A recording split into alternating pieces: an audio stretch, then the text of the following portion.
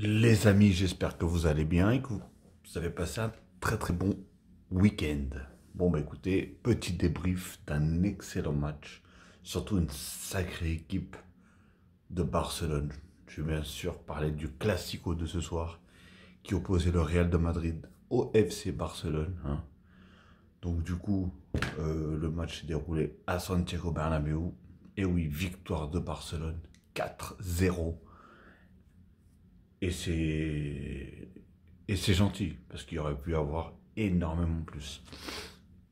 Alors, d'un côté, une équipe qui m'épate, hein. Je vous cache pas, à chaque fois que je la regarde, plus le temps passe, plus elle m'épate. C'est affolant.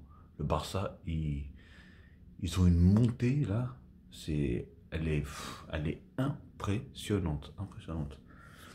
Et sinon, on a comment s'appelle le Real qui, je sais pas si c'est l'accumulation des matchs, si c'est le fait que, comment il s'appelle, Benzema était absent, Ferland Mendy absent aussi, je sais pas, mais là ils étaient strictement et complètement perdus, mais vraiment perdus. C'est là qu'on peut voir que Benzema, il apporte énormément au Real de Madrid. Parce que c'est le style de neuf. C'est pas le style de neuf qui reste devant et qui attend la balle. Non, il décroche énormément. Il vient chercher les ballons, il distribue, il joue, il se sert des autres joueurs pour faire des 1-2. Donc il décroche, il passe, il avance, il donne des possibilités. Il fait des très beaux appels. À chaque fois qu'il a la balle, il sait la garder, il sait quand la donner. Voilà, il est exceptionnel. Benzema, je trouve exceptionnel. Et là, on voyait que Vinicius, là, il était complètement perdu. Il était complètement perdu parce que, en plus, le problème, c'est que, vu que devant, il jouait à deux, Vinicius et Rodrigo, les mecs, ils jouaient complètement à l'opposé l'un de l'autre. Ils ont oublié que le numéro 9 il n'était pas là aujourd'hui. C'est ça que j'ai pas compris. Pourquoi il jouait aussi loin? Tu peux pas jouer aussi loin, tu vas centrer sur qui? Sur qui tu vas centrer? Personne. Le milieu, il a complètement pris l'eau. Casemiro, il était à l'ouest. Franchement, le pressing, il était très mauvais. Tous les joueurs, ils étaient à 2 mètres des joueurs du Barça. Tu leur laisses ce truc-là au Barça, mais ils te mangent. Ils te mangent. T'as des mecs comme Busquets, il va te manger. De Jong, il va te manger, etc., etc. Et non, franchement, ça a été affolant. Je, je tenais, franchement, en tout cas au Barça, ils ont vraiment tous bien joué. À un moment, je me suis même posé une question, je me suis dit, bon, Xavi, je t'aime bien, Xavi, je te trouve très fort, quoi. Même dans ma tête, je me dis, ce mec-là, c'est un sorcier, c'est pas possible. Comment il a fait pour faire devenir le Barça ce qu'il est aujourd'hui et ce qu'il était à peine la saison dernière? C'est incroyable. Le changement de... Franchement, c'est... J'en suis sûr que le Barça de l'année dernière, ils en ont repris 5 là. Alors qu'aujourd'hui, ils en mettent 4. Ils auraient pu en mettre encore beaucoup plus, hein. Franchement, un très grand Courtois. Ils peuvent le remercier parce que là, la Manita, il l'aurait eu facile, hein. Avec un autre gardien, il l'aurait eu facile, la Manita. Mais bon, en tout cas, voilà, Ter Stegen, il a fait quelques petits arrêts, mais sans plus. Mais là, le Barça, je les ai vraiment sentis soudés. C'est ça le truc. En défense, ils se battaient les uns contre... Enfin, les uns pour les autres. Quand un, il partait, l'autre, il le remplaçait, etc. Ça redescendait énormément. Ça jouait vraiment en bloc. Ça laissait rien passer. De toute façon, ils savaient que le danger, il allait venir de qui? De Vinicius. Donc, il fallait juste le bloquer, lui. À partir du moment où tu le bloques, déjà, tu bloques une grosse partie, que tu le veuilles ou pas, du coup. En sachant que Benzema, il est absent, tu bloques trop. En bloquant Vinicius, Rodrigo, voilà, il est bon, mais c'est pas lui, pour moi, c'est pas lui que le danger va venir, personnellement. C'est pour ça que quand il joue Rodrigo, la plupart du temps, j'ai l'impression qu'à 70% au moins, facile, ou même plus, ça joue du côté gauche, du côté de Vinicius.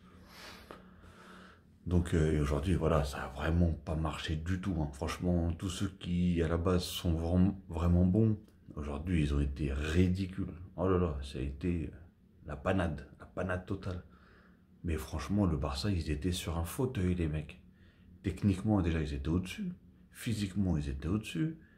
Et même les appels, les passes, tout passé. C'était fou. C'était fou. À un moment, je vois une passe de Jong, il est en plein dans l'axe, devant dans l'axe. Le mec, il est tout seul, personne pour le charger. Casimiro, c'était la zone de Casimiro. Il était à je sais pas combien de mètres de Jong. Non, franchement, c'était trop.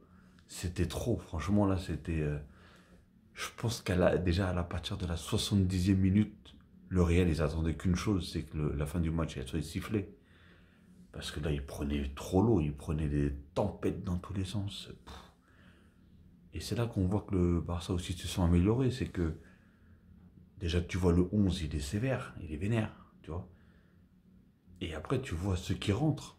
Ils sont pratiquement aussi bons que ceux qui sont sur le terrain. T'as des Gavi, t'as des Depay, t'as qui est rentré d'autre? Merde. Nico, je crois qu'il est rentré. Je sais plus qui c'est qui est rentré. Mais voilà, franchement, t'as vraiment du lourd, hein, tout simplement. Ferran Torres, je le trouve bon, mais je trouve qu'il rate énormément devant. J'ai l'impression de voir Vinicius l'année dernière, par exemple, la saison dernière, où il était fort, mais devant les cages, c'était. Après, voilà, hein, le mec il te rate pratiquement l'immanquable et il te met un but où t'as une chance sur 3 de la mettre, hein, réellement. Et il te la met super bien, surtout quand t'as un gardien qui est aussi grand que Courtois, c'est très compliqué. Mais franchement, il te la met à l'aise. Aubameyang, c'est bien que Aubameyang, il a continué. Là, c'est bizarre un peu cette histoire-là du troisième but, je crois. Ou quatrième, je sais plus. Non, quatrième but. Où c'est Aubameyang qui la met.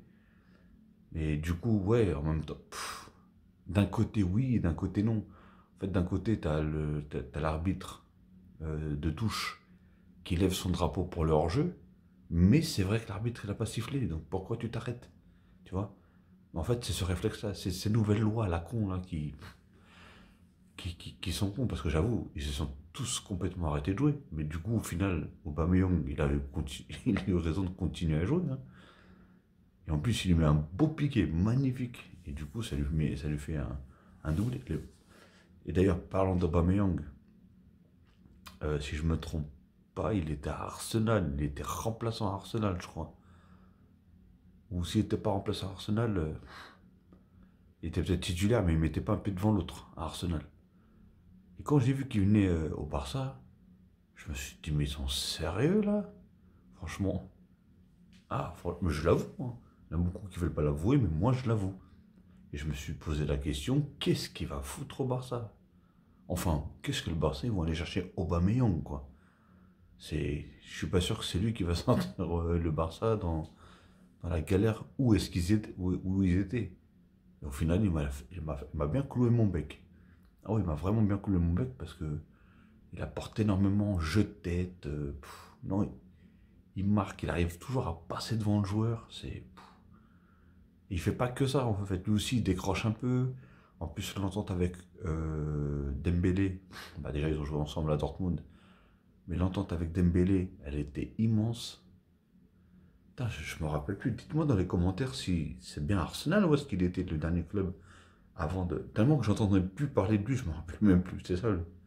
Mais je crois que c'était Arsenal avant qu'il arrive à Barcelone. Mais franchement, rien à dire.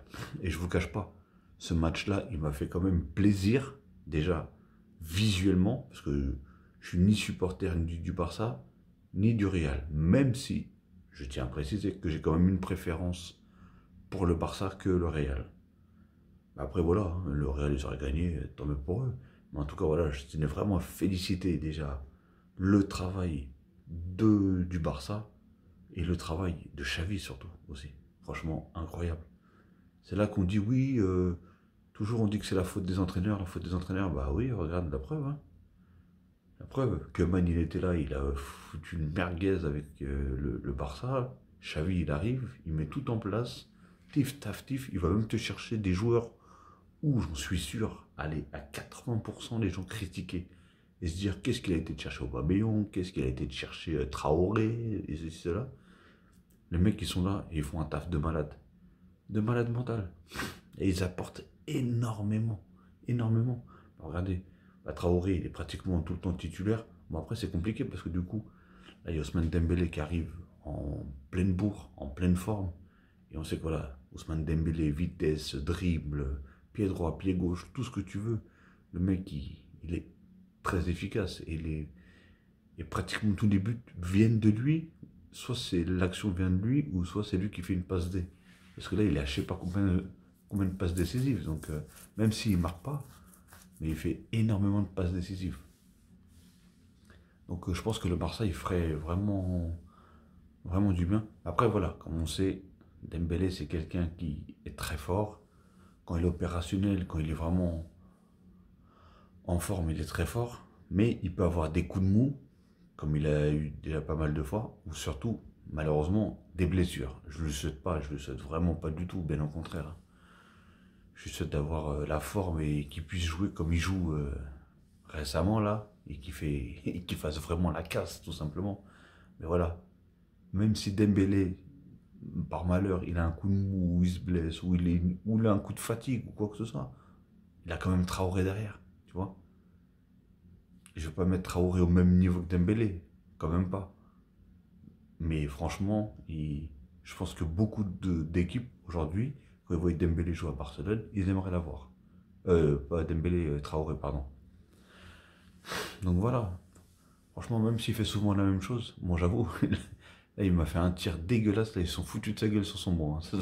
Ça se voit, il a mis une frappe dégueulasse. Mais voilà, on sait que physiquement il est là. Techniquement ça va, hein, il a du ballon, hein. Et surtout il est rapide en plus. Avec son corps de fou là. Il est vraiment rapide. Donc après voilà, hein, on a les De Jong. Franchement c'est De Jong, c'est Beethoven, Pedri, c'est Mozart. Aujourd'hui, Busquets, c'était Picasso. Je te sors plein de noms comme ça si tu veux. Ah ouais, non, Jordi Alba, il a fait un match de dingue aussi. Et oui, et tout à l'heure, je disais, c'était pour Arojo. Arojo, je me suis dit, mais Xavi, quel guêpe l'a piqué? Parce que mettre Arojo, quand tu sais que tu as Vinicius de ce côté-là, et je dis pas qu'Arojo, il est pas rapide. Mais vu le gabarit qu'il a, Vinicius, il va lui mettre des tempêtes. Et c'est ce qui commence à se passer au début.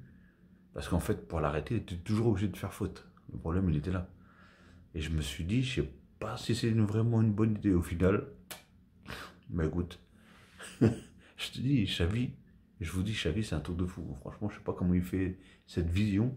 Mais il m'a encore cloué le bec, hein. Écoute, au final, ça a marché. Il l'a mis. Parce qu'au début, je me suis dit, pourquoi il met pas Dest? Parce que Dest, il est bon. Et en plus, il est rapide. Donc ça peut déjà un peu mieux jouer. Parce qu'Arojo, en vitesse, il ne prendra pas Vinicius, c'est impossible. Alors, Vinicius, le mec, c'est un Ferrari. Lui aussi, on dirait Mbappé, quoi. Mais donc voilà, sinon, même en attaque, ça s'est super bien passé. Milieu, c'était parfait. En défense, parfait aussi. Là, le Garcia, là, pas mauvais, hein. Franchement, vraiment pas mauvais. Mais tu voyais qu'ils avaient la dalle, tu voyais qu'ils voulaient gagner. Et surtout, on voyait qu'ils voulaient pas se prendre de but, surtout. C'était fou, hein. C'était vraiment dingue. Et franchement, voilà, défensivement, ils ont été là. Même Piqué, il a fait son match correct. Après, quand ils sont compacts comme ça, Piqué, tout ça, il est fort. Dès qu'il y a des espaces et tout comme ça. Par contre, ouais, le Real, ils ont laissé énormément d'espace, énormément d'espace. C'était affolant. Et voilà, on a vu là-bas aujourd'hui, il était à la traîne. Comment il s'appelle le défenseur, là. Comment il s'appelle? Ah, j'ai même plus son nom, là. Comment il s'appelle le foutu défenseur, là, de Militao, voilà. Militao. Bah, moi, je l'ai trouvé aussi à la traîne aujourd'hui. Casimiro, il était pas du tout là. Euh, Bah, Kroos, pareil. Modric, pareil. Franchement, c'était... Non, je pense que c'est une accumulation, peut-être sûrement une accumulation de matchs.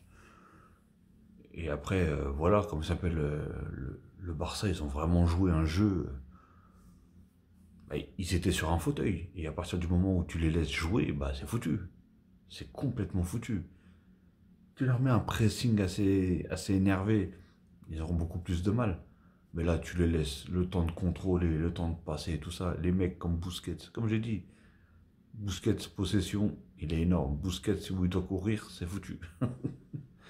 Et là, tu lui laissais le temps de prendre la balle, de contrôler, de passer, de faire des transversales, de faire des passes de ouf. Même Pedri, à un moment, il met un piqué là. Pff, oh là là, non, franchement, ces joueurs-là, ils sont.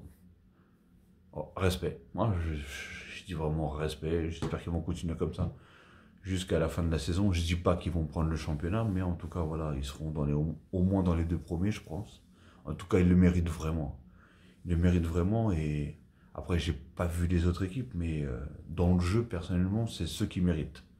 Franchement, c'est vraiment ceux qui méritent parce que c'était fou. Franchement, c'était fou, hein.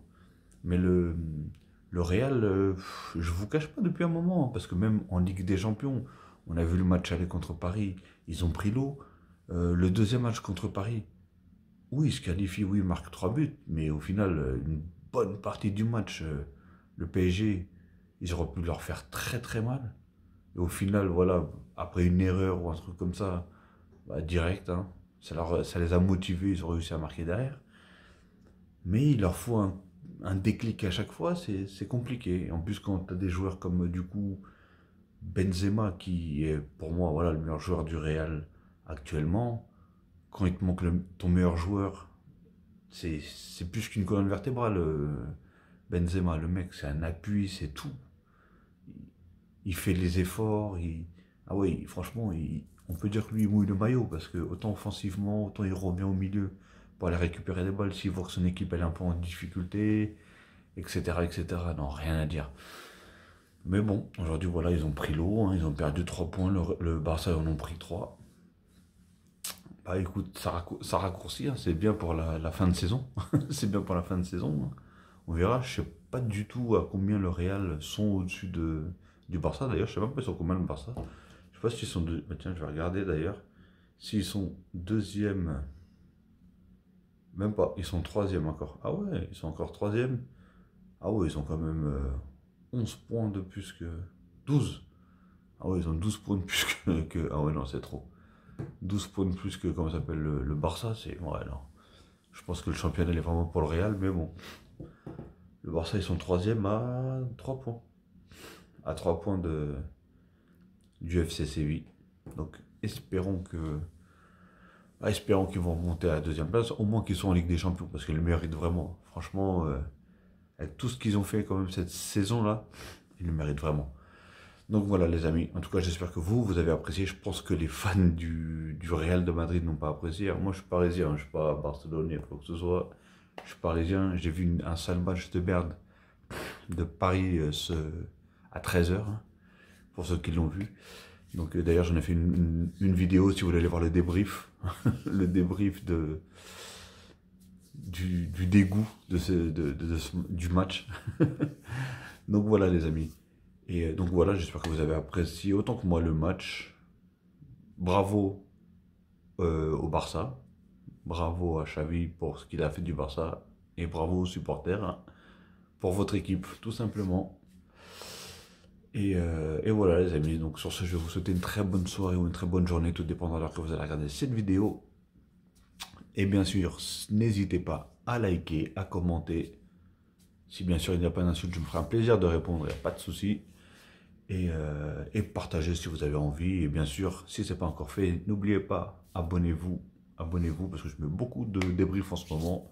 Pas mal de vidéos sur les matchs tout simplement. Et bien sûr, si vous vous abonnez, n'oubliez pas de cliquer sur la cloche en bas à droite pour avoir toutes les notifications une fois que je mettrai une vidéo en ligne. Ok les amis? Donc je vous dis à la prochaine.